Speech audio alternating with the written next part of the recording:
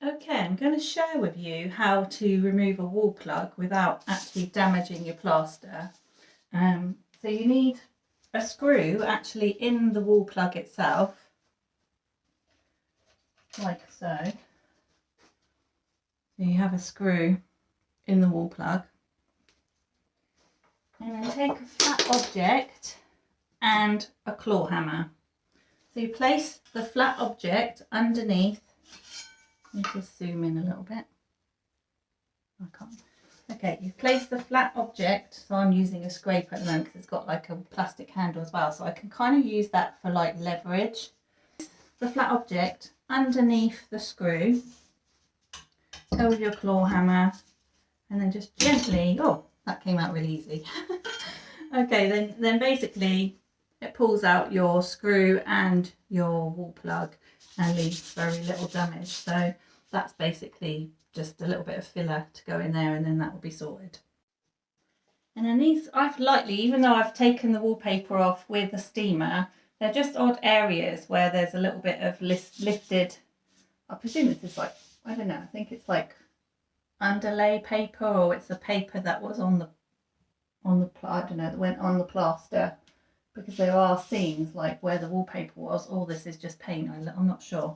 But anyway, where there's a rough edge, I'm then using a sander's block, and I've gone over this entire wall, actually with my mask on because I didn't want to be breathing particles in. So I've gone over this entire wall with the sanding block, so I know that there's no rough edges.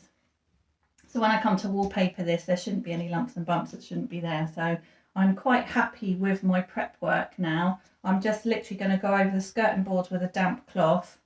I've still got to paint my ceiling. That's what I'm going to do today because the sun's actually coming into this room nice. It's south-facing rooms, the ceiling, and wait for some of these holes. Obviously, I've got to now fill these holes with filler.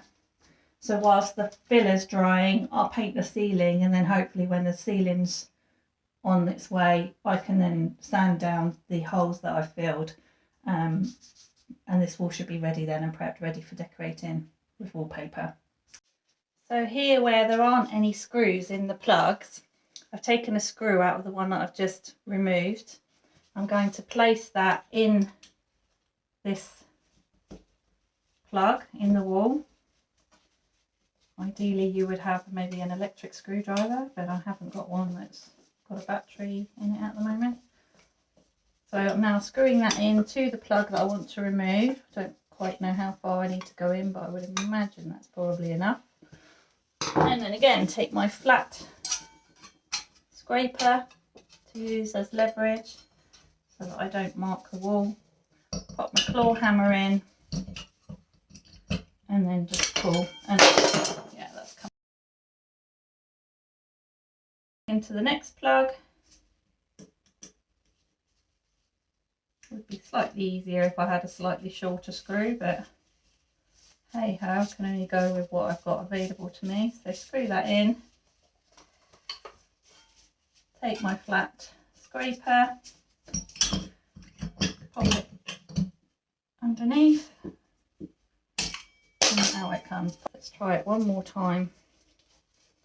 This time I'll try to screw into the plug a little bit deeper, see if that makes a difference.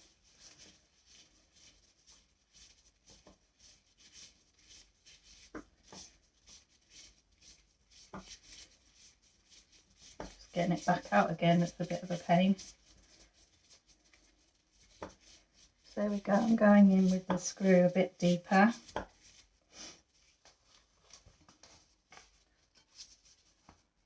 Put the scraper underneath, and then, oh yeah, that does make a difference. Quite a difference actually.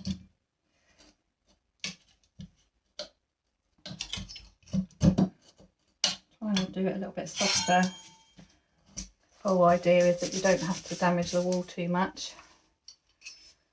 The only problem now is screwing such a long screw into the plug socket is wall plug, so I've now got to take my time to unscrew it to use it again.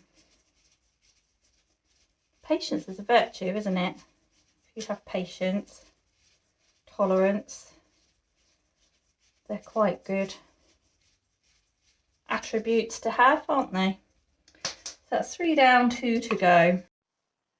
Okay, so I sanded the wall, I've vacuumed, I've actually already started filling the holes.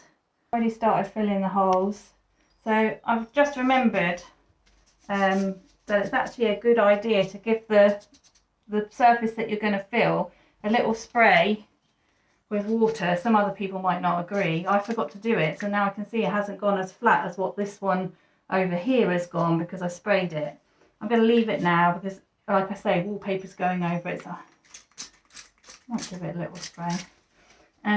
So I use these sort of flat scrapers. They're kind of bendy. I think you get them in tool stations. So I've mixed up, using the end of an old toothbrush, I've mixed up some thicker stuff here because obviously where the plugs came out there was a deeper hole, and then I've got some thinner stuff over this side to go over a crack that is running all the way down the wall here. Not too worried about it, but I'm just going to put a little bit of filler over it just because, yeah, see, that's gone on way better now because I wet it. So just give that a little scrape, and then I'll let that dry and I'll go over it with the sander. So there is just, there is just a fine crack. I don't even know if a camera will pick it up. There's a fine crack going down the middle, all the way down to the socket, and I think that's where we chased the electric cables in. So it's not too deep actually. Looks deeper on there, but I'm just going to literally put a little bit of filler on there just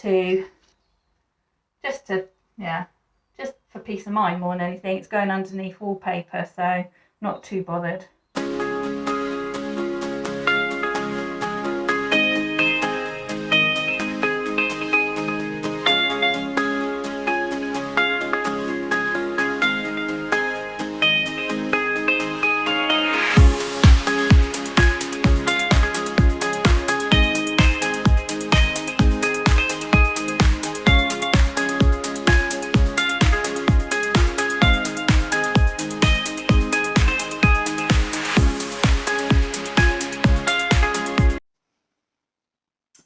Also learn is to tidy up after yourself. So between each separate stage, I've make sure that I've got an industrial hoover here. So I've been hoovering up all the skirting boards, hoovering up the floor, keeping my equipment clean, and even this spatula that this scraper that I've just been using for the filling in, instead of trying to clean that off with water, because I can see in the box other ones, not that I've used but someone else has used, they've maybe cleaned that off with water and they've gone really rusty. So what I've done is I've scraped off the majority of it and I've emptied my bowl into the bin, and now I've just gone with my sanders block just around the edges on both sides, and I'm just going to leave that like that now, dry, so that it's good to use next time I need to use it.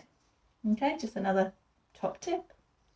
And waste not, want not. Obviously I used my old toothbrush to mix the plaster, and then this is just an old Tupperware tub from I haven't even had a Chinese in goodness knows how long, but it's an old tub from having had Chinese, and I could just throw that in the bin, couldn't I, and use another tub next time, but I'm not. I'm going to scrape just round the edges with the toothbrush now and put all that debris in the bin, and this can go back into my decorating box because I can use that to mix up plaster another time, or if I want to use it as a drip tray, or just keep it rather than just recycle it in my own sense rather than putting it in the bin. I can use it again. So that's another useful tip.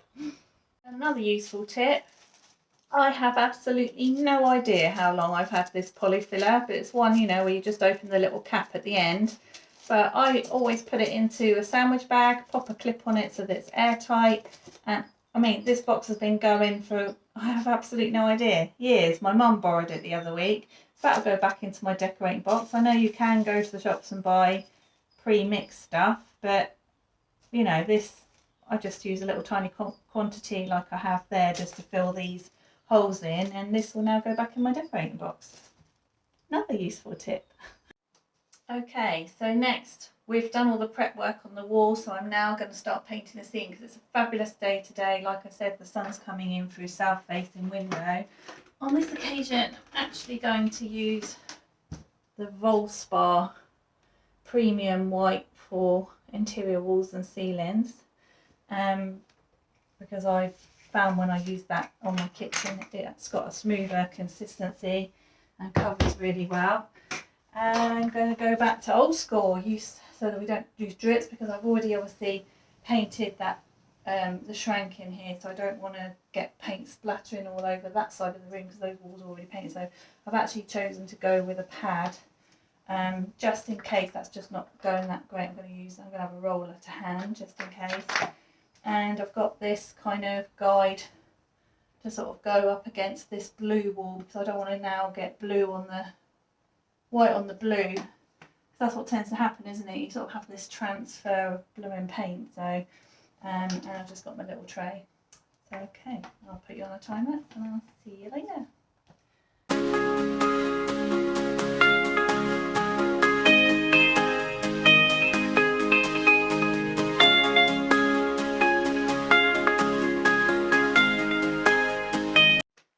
Okay, I couldn't find my tape, my decorating tape. It's in here somewhere. But anyway, 9 times out of 10 it doesn't stick that well and it bleeds anyway. So I found a packet of post-it notes and I've laid them across the wall because I want to protect the blue paint. I'm going to see if that works, because I'm really rubbish at cutting in. So you never know. Got a nice soft cloth to wipe off if I need to. And let's see how that goes with cutting in. I might even be able to even cut in with the roller instead of the brush. I might try that first. I'm all for like trying to make life easy. Not cutting corners, but see what that does. That's what I think.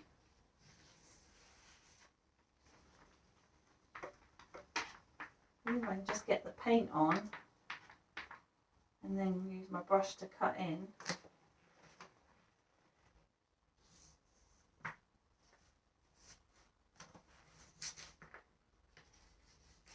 Oh no.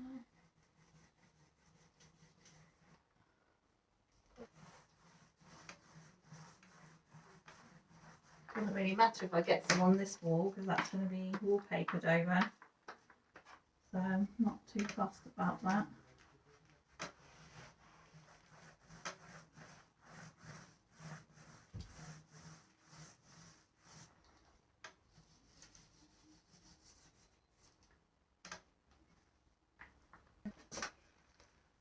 I have a newfound respect for painters and decorators, because it's not easy, is it, getting a professional finish at the top. If anyone else has tricks or tips on how to do it, I will be all ears. Other than having a steady hand, I really can't see what the options are.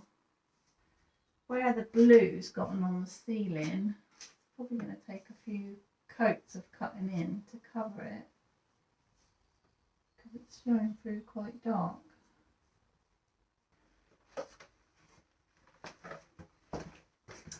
Let you know how I get on later.